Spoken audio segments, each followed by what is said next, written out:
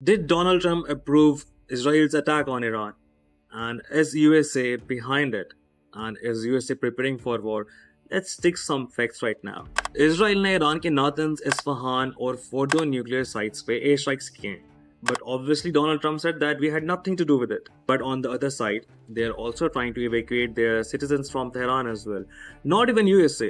Other big countries, other superpowers, they're evacuating their citizens. वो अपने citizens को, अपने nationals को तेहरान से निकालने की कोशिश कर रहे हैं. Now that is really puzzling.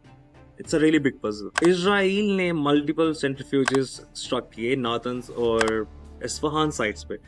Fordow की जमीन के अंदर और पहाड़ के अंदर वो मोस्टली सेफ रहे. Satellite images show that limited above ground damage has been done, but the underground core is actually intact. To destroy underground bunker like Fordo, Israel needs USA help. वो कैसे? GBU 57AB Massive Ordnance Penetrator, जिसको mop भी कहते हैं, MOP. ये तकरीबन 13,600 kilo का bomb है जो कि सिर्फ B2 spirit stealth bomber carry कर सकता है. इतना वजनी और इतना डिस्ट्रक्टिव है ये. एंड टेक्निकली इसराइल के पास ये है ही नहीं. This is only possessed and acquired by USA. MOP का payload is conventionally really high, but it is not nuclear.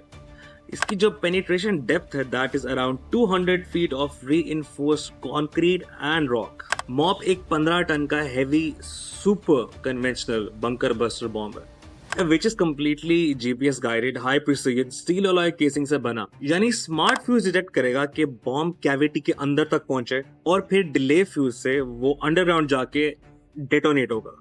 फॉर्दो जैसी अंडरग्राउंड साइट को और ऐसे हार्डन कैरवान्स को अगर आपने कोलैप्स करना हो तो सिर्फ एक मॉप नहीं, आपको काफी ज्यादा मॉप चाहिए. You need to do heavy bombing with MOP, specifically उस एरिया पे.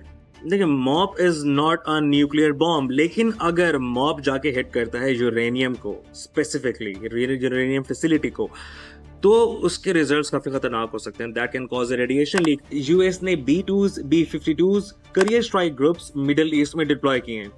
ट्रंप ने अनकंडीशनल सरेंडर की बात तो की है, लेकिन ईरान ने वार्न किया कि अगर डायरेक्ट यूएस इंटरवीन करेगा तो ये रीजन वॉर एस्केलेट करके वर्ल्ड वॉर 3 तक ले जा सकती है.